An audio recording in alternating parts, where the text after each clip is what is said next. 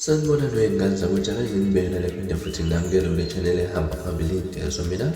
ufeze ngithuthi ungakhumala bathi ilasibona amakomenti mhlawumbe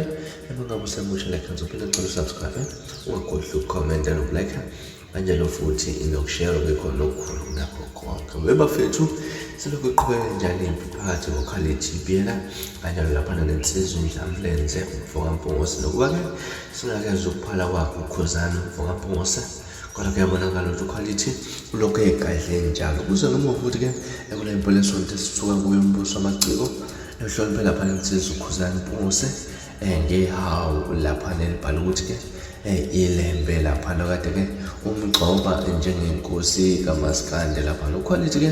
uvuke lapha umbhejazana ebuza ngemuva kwabantu kade balokhu bembuza ukuthi uyathula ngempela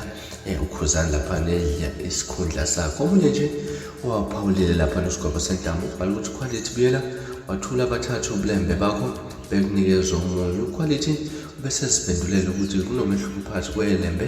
kanjalo futhi neLembe yena uyiLembe leqabanya amaLembe ngokhalipha laba abanye bangamalebe laphana-ke echaza khona ukuthi-ke insizwa uKhuzani uyiLembe laphana sesibona awufaka ngenye ipost laphana-ke ebhala ukuthi-ke eposte imishi yawo elifakwe laphana uKhuzani okanye linika uKhuzani ethi ngiyabonga kumbuso wamaciko ngesipho esixushwe igama lakhe iLembe wasethi-ke uMaskandi uzolawula ngoshuni waserenki wasefala kanjalo-ke lapha nensizwa uKhalithi umfoka Biyela sazi ngane zakwethu-ke noma lokhu egadle njalo laphana kwensizwa uKhuzani umfokampongose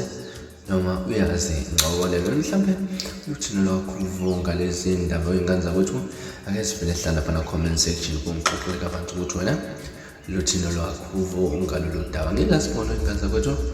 sengiphuma njani ngiyethembisa ukuthi ngiyabuya futhi nezinye izindaba ezilandelayo kwevideo elandelayo wakho ukusubscribe libe nesuku lomnandi neziphathahle ngithanda kakhulu.